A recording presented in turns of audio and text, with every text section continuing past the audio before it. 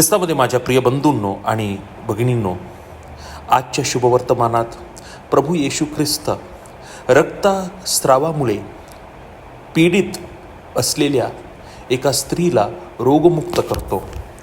माझ्या प्रिय बंधूंनो आणि भगिनींनो, रक्तस्राव म्हणजे यहुदी लोकांसाठी एक अशुद्ध आजार होती आणि त्या अनुषंगाने अशा प्रकारच्या स्त्रियांचा स्पर्श अनुभवणे किंवा त्यांना स्पर्श करणं यहुदी धर्मीयांसाठी अशुद्धीची गोष्ट होती.